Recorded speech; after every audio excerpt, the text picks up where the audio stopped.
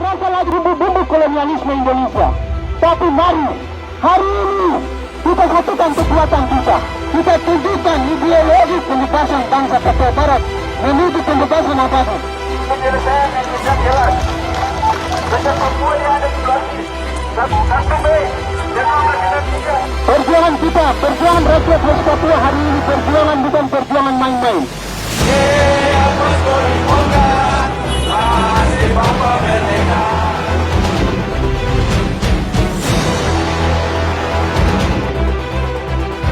Bendera bintang kejora berkibar depan gor Cendrawasih. Karena bagi banyak orang Papua pada saat itu dan mungkin sampai sekarang ini, itu adalah proses bergabungnya Papua dengan Indonesia itu dianggap tidak memenuhi ketentuan-ketentuan. Anak-anak muda Papua itu mengerti ya, ada peristiwa-peristiwa sejarah yang tidak ditulis di dalam sejarah integrasi Papua versi Indonesia. Mereka mencari sendiri.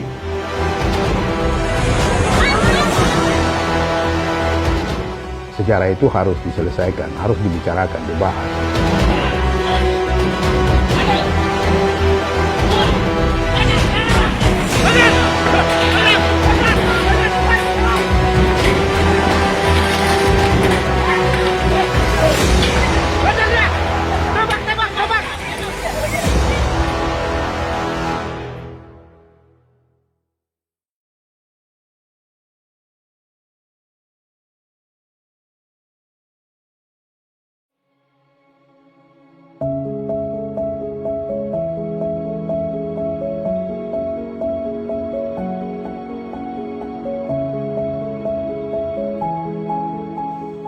Ada ungkapan bahwa sejarah selalu ditulis oleh pemenang.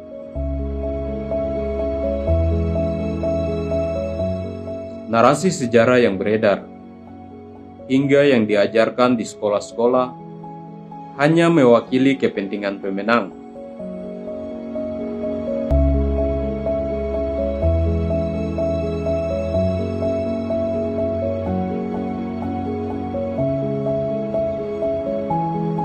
Ini terjadi di banyak tempat,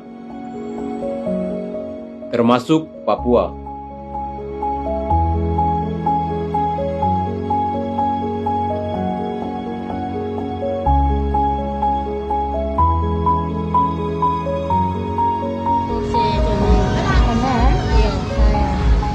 Jeruk dari situ juga kebun.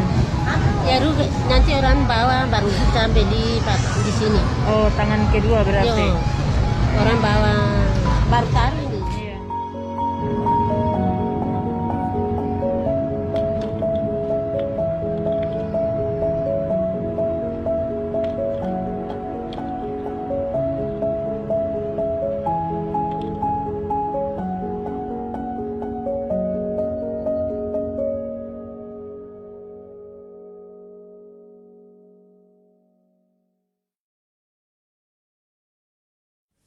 Nanti tanggal 1 Mei jam 12.30 pemerintahan di Irian Barat mutlak akan jatuh di tangan.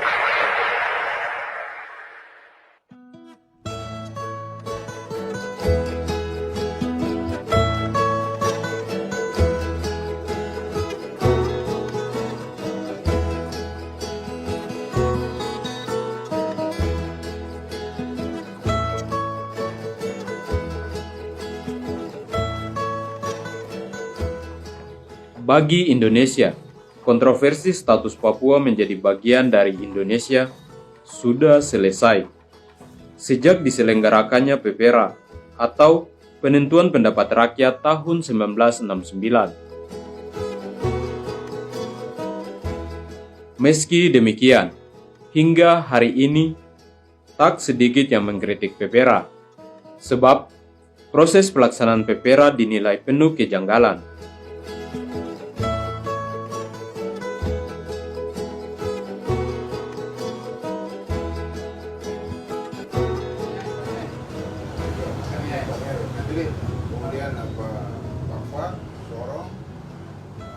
Ya, nama lengkap Bernhard Airori.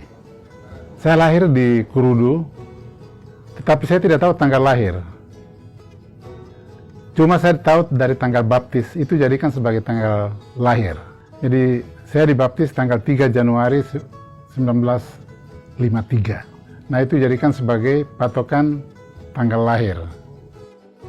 Bernard direkrut menjadi peserta Dewan Musyawarah Pepera tahun 1969. Saat itu, usianya belum genap 21 tahun. Usia yang diwajibkan bagi seluruh peserta Pepera.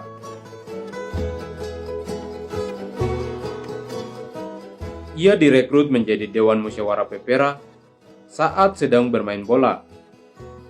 Di saat kami bermain bola, main bola, kemudian saya tidak tahu menau tentang situasi politik.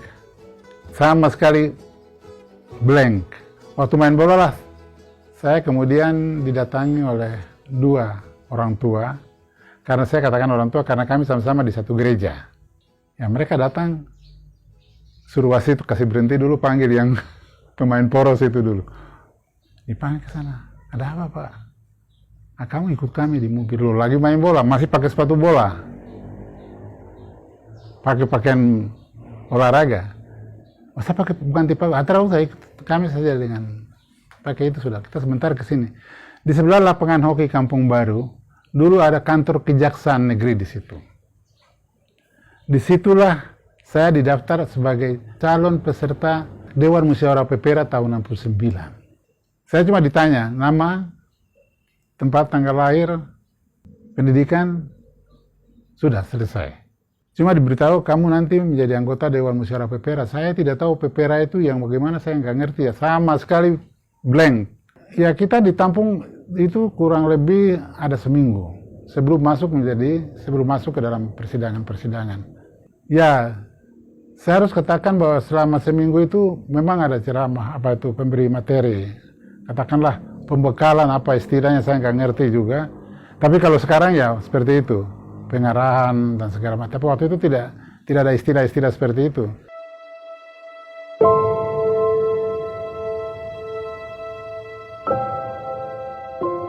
Tak ada one man one vote dalam Pepera.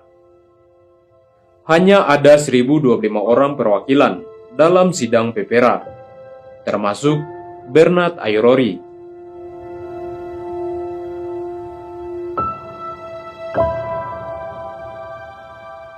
Mereka mewakili 800.000 warga Papua pada saat itu. Ya sidangnya kan cuma ada semacam pertanyaan,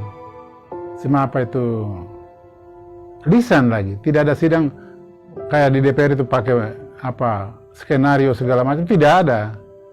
Cuma bicara terus. Bagaimana?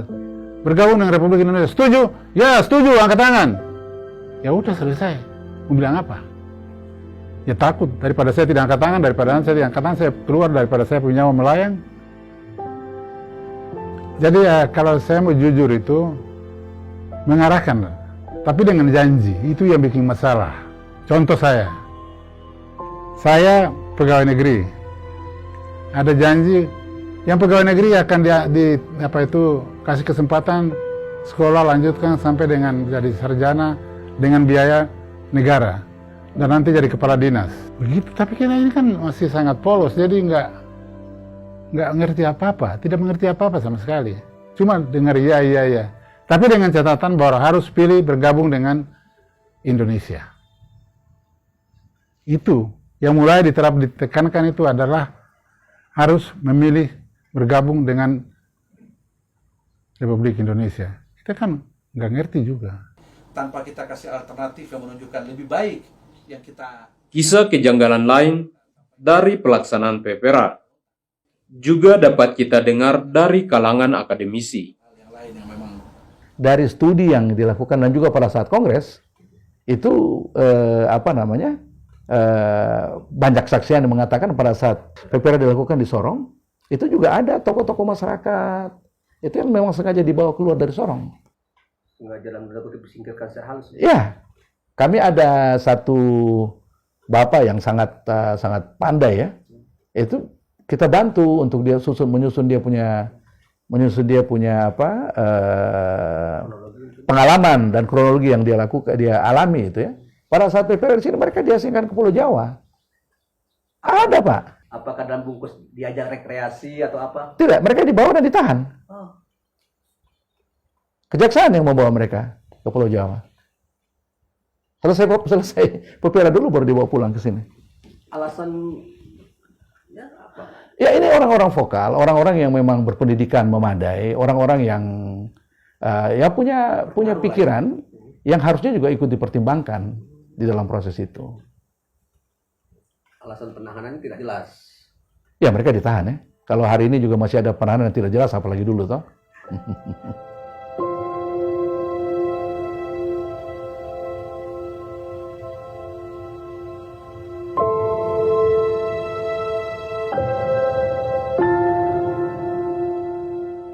Saat film ini dibuat, kami sempat mewawancarai Philip Jacob Samuel Karma, atau yang lebih dikenal dengan Philip Karma, seorang aktivis Papua Merdeka.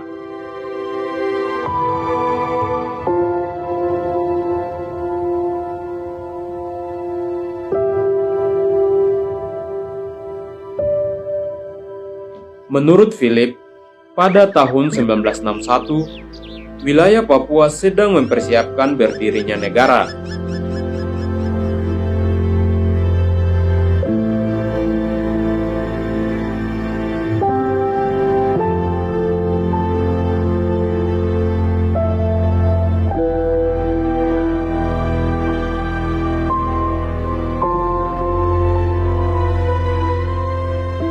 Saat itu, Parlemen Papua Barat New Guinea telah terbentuk.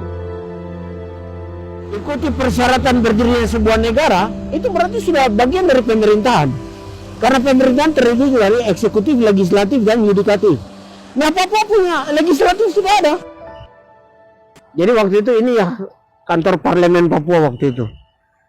Jadi mereka bersidang di sini sampai menetapkan tentang nama bangsa, bendera, lagu kebangsaan, dan sebagainya tuh ditetapkan di sini. Juga menetapkan ketua kongres, wakil ketua, dan anggota-anggota semua di sini. Jadi memang ini tempatnya di sini dulu. Dan pertama bendera diperkenalkan juga di dalam gedung ini. Philip juga menegaskan ada pihak asing yang berkepentingan untuk memenangkan Indonesia dalam sidang Pepera. Ketika Soekarno jatuh, baru mereka bikin perjanjian Soeharto. Makanya sebelum Pepera disahkan, Indonesia sudah tanda tangan perjanjian untuk Freeport tahun 67. Padahal Peperanya 69. Seharusnya tunggu sampai Pepera selesai dulu, baru bikin perjanjian. Tapi ini Pepera belum jalan, Amerika dengan Indonesia tanda tangan perjanjian Freeport duluan. Perjanjian apa? Kontrak dengan Freeport, kontrak karya. Jadi di situ terlihat bahwa ini permainan Amerika.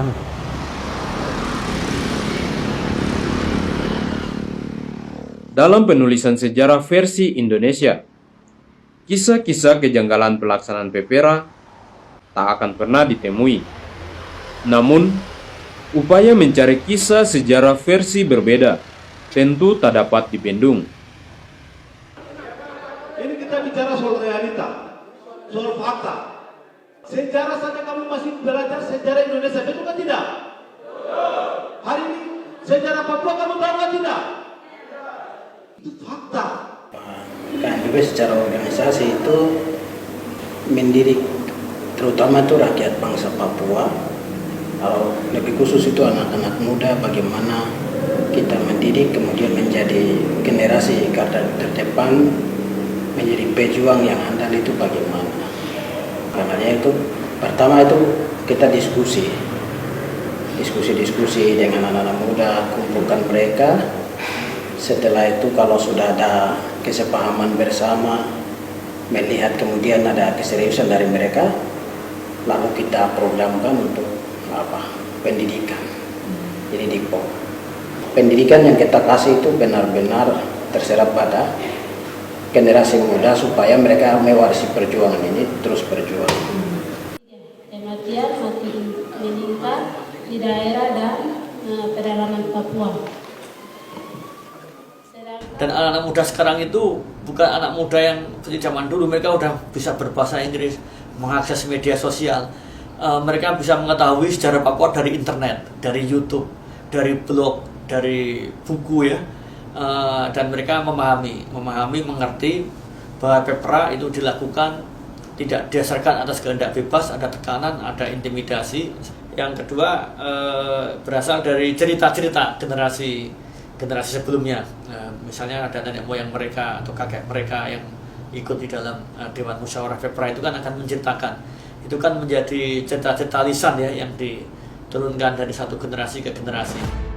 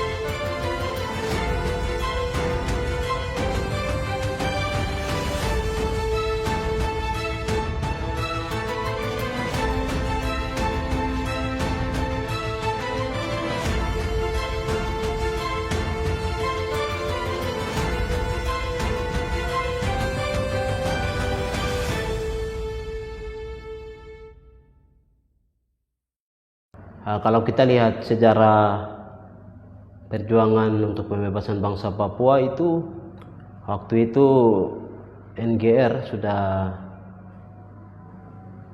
lakukan persiapan, dalam hal ini yang difasilitasi oleh Belanda tanggal 18 Oktober, kemudian disampaikan pengumuman tuh pada saat itu kalau tidak salah tanggal 1 Desember 1961, dan cerita ke cerita itu pun kami dengar dari orang tua kami, kakak-kakak kami, abang-abang kami, teman-teman kami.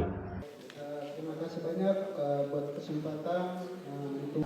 Nah, akhirnya mereka sampai pada kesimpulan bahwa penulisan sejarah Papua itu ada yang ditutupi gitu, ada yang tidak lurus ya, ada yang bengkok, itu yang harus diluruskan.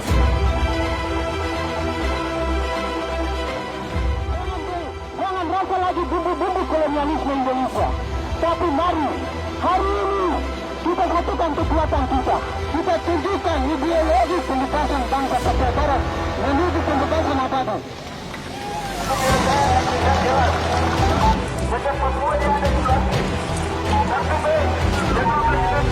Perjuangan kita, perjuangan rakyat West Papua hari ini, perjuangan bukan perjuangan main-main.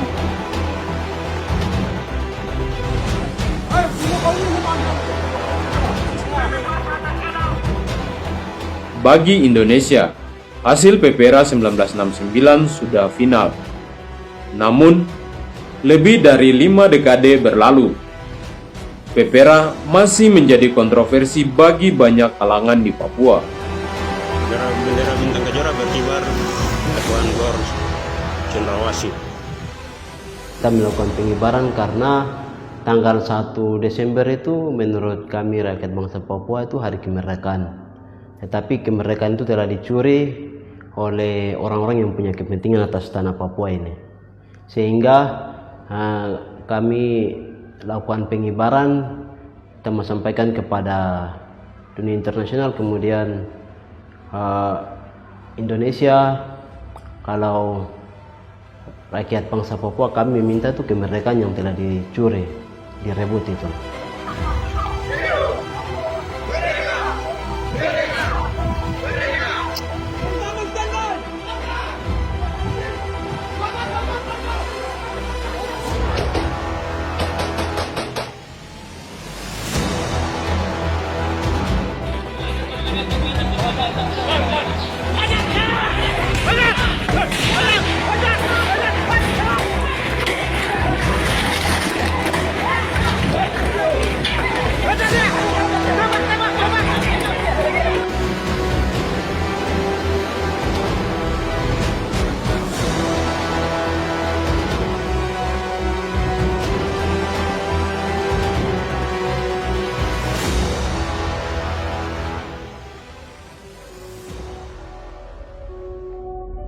Banyak korban akibat kontroversi ini.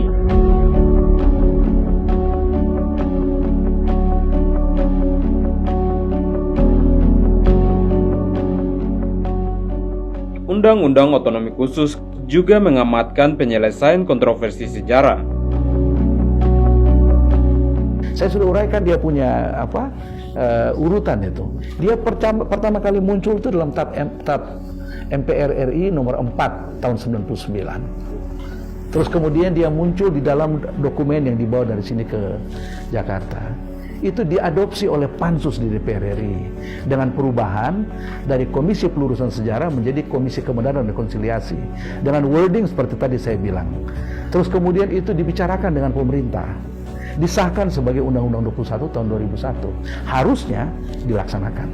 Ya, di dalam Undang-Undang Otsus itu disebutkan ada Komisi Kebenaran dan Rekonsiliasi, tapi itu sampai sekarang tidak dilakukan, tidak dibentuk ya.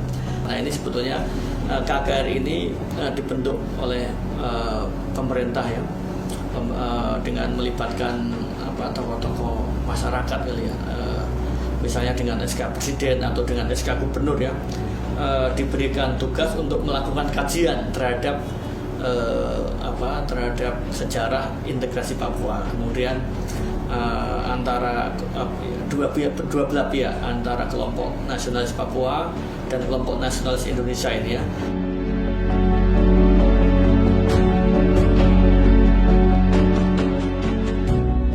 Pak Otsus kan katanya gitu terus dalam betul untuk menyelesaikan persoalan tuntutan yang sangat bahaya itu kan berbeda. Kalau mereka sadar itu, ya sekarang harus mengisi Otsus 20 tahun lalu itu seperti apa? Ketika tahun 61 sampai 69 bagaimana pola-pola yang dilakukan itu, pelajari itu supaya jangan melakukan hal yang sama. Kenapa sekarang ada penolakan? Ya kita kembali lagi, 20 tahun ini sasarannya ke siapa?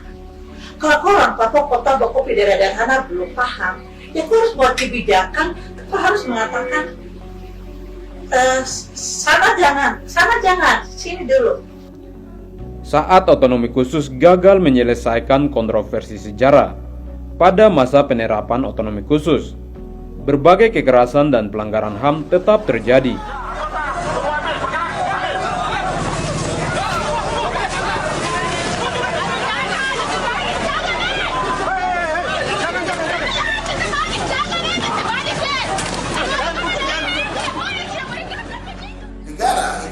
Mampu membentuk KKR untuk melakukan pelurusan sejarah, tapi negara melalui pihak aparat penegak hukum itu sibuk menangkap orang yang melakukan hari bersejarah. Ini kan lucu. Semestinya negara berkaca kemudian membentuk yang namanya Komisi Kebenaran dan Rekonsiliasi untuk kita pahami dan kemudian memastikan ke dalam Undang-Undang Nomor 21 tahun 2001 tentang otonomi khusus Papua, atau yang kemudian sudah diubah menjadi Undang-Undang Nomor 2 tahun 21 tentang perubahan Undang-Undang Otsus Papua, itu di dalam situ jelas menegaskan bahwa dasar menimbang lahirnya undang-undang ini yaitu telah maju pemahaman politik orang Papua, dan kemudian orang Papua menuntut adanya pemenuhan hak-hak secara bermartabat. Pembentukan Komnas HAM dan juga Pengadilan HAM itu mimpinya adalah semua kasus pelanggaran HAM yang terjadi di Papua itu akan diperiksa menggunakan Pengadilan HAM yang akan dibentuk secara berdasarkan Undang-Undang Otsus itu. Ini agak sedikit aneh yang kita lihat ya, karena sejak tahun 2001 sampai dengan tahun 2021 itu belum ada Pengadilan HAM yang dibentuk. Sepanjang pelanggaran HAM itu terus terjadi, ya bagaimana kepercayaan itu ada, begitu. Dua belah pihak ya, ini bukan pelanggaran HAM dari satu pihak saja. Kita lihat ini kan terjadi dua belah pihak. Kemudian yang kedua, sepanjang kesejahteraan itu tak kunjung datang, ya bagaimana bisa ada kepercayaan, begitu. Terus kemudian yang ketiga, dengan ada kebijakan-kebijakan yang tidak populer, bagaimana mau ada kepercayaan?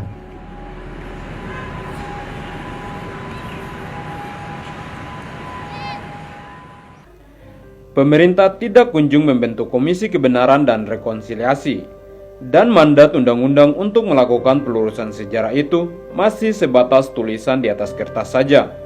Upaya lain kemudian ditempuh.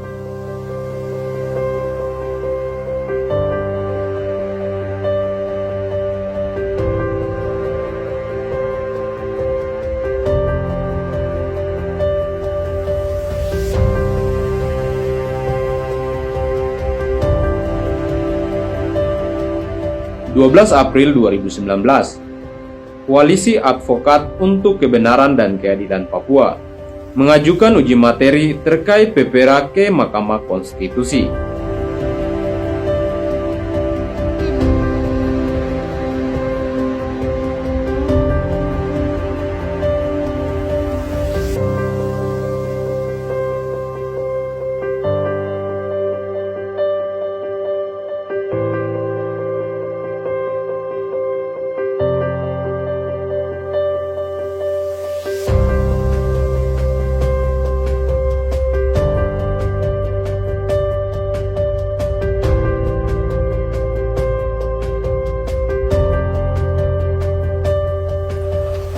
Sudah disimpan di loker semuanya. Untuk handphone taruh di bawah. Dalam hal para pihak, saksi, ahli, dan pihak lain akan menyampaikan pendapat di permohonan. Di permohonan di baris sebelah kiri nomor Indonesia. Keputusan Dewan Musyawarah Penentuan Pendapat Rakyat tersebut adalah sah dan final, tidak dapat diganggu gugat lagi oleh pihak manapun. Bahwa terhadap objek pengujian undang-undang ini, pemohon mempersoalkan konstitusionalitas rumusan konsideran Undang-Undang Nomor 12 Tahun 1999 karena didasarkan pada suatu keputusan yang inkonstitusional. Sejarah itu harus diselesaikan, harus dibicarakan, dibahas.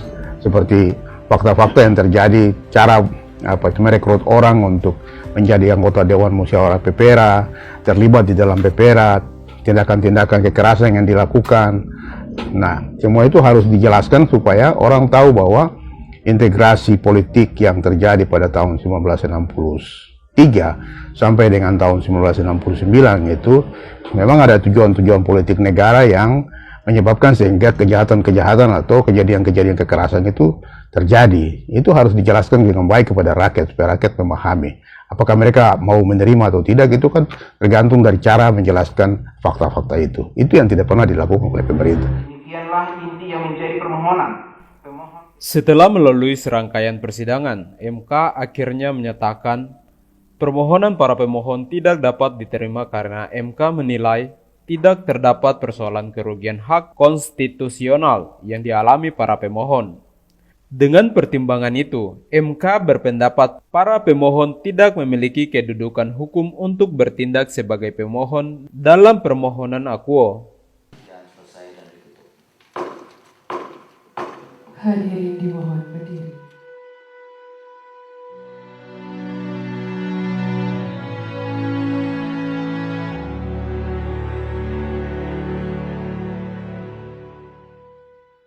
Hingga 20 tahun pemberlakuan Undang-Undang Otonomi Khusus, kontroversi sejarah tidak pernah selesai. Otonomi khusus dianggap gagal menjadi solusi. Papua lalu menuntut penyelesaian lain.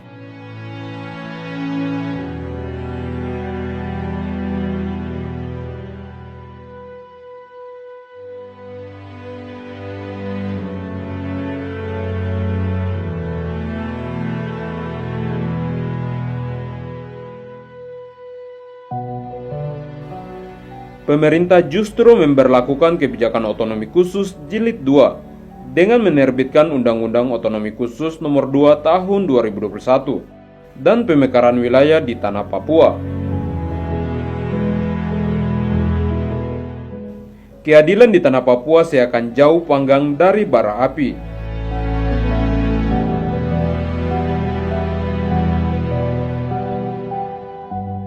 Solusi yang demokratis masih ditunggu oleh rakyat Papua.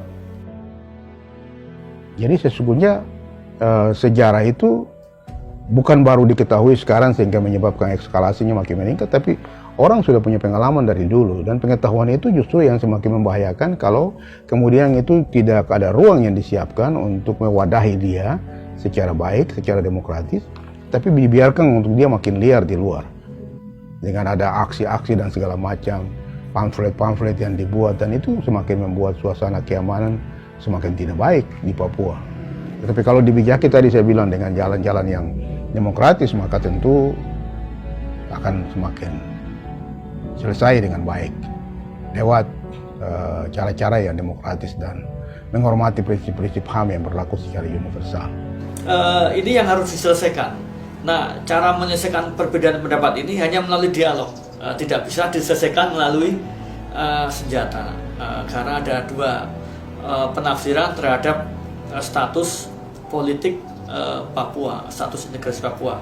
Bagi kalangan nasionalis Indonesia, TNI, Polri, dan pemerintah menganggap itu NKRI harga mati, Pepra tidak bisa digugat. Tapi bagi intelektual, bagi aktivis, bagi kalangan terpelajar di Papua, Pepra itu masih cacat hukum dan cacat politik. Oleh karena itu harus diluruskan kembali, sejarah harus diluruskan dalam hal ini, karena mereka menganggap dengan Pepra yang tidak sah, maka Indonesia di Papua itu sebagai colonial government, ya, sebagai pemerintahan kolonial, ya. Nah, ini perbedaan ini tidak bisa diselesaikan dengan senjata, tapi harus dilakukan dengan kajian, dengan dialog gitu ya, untuk mencapai titik temu, ya.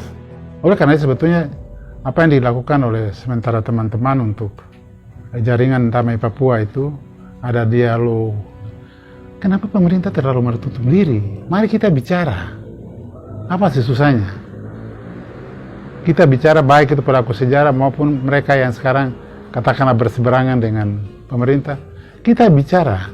Kenapa Aceh bisa? Kok Papua tidak bisa? Why not?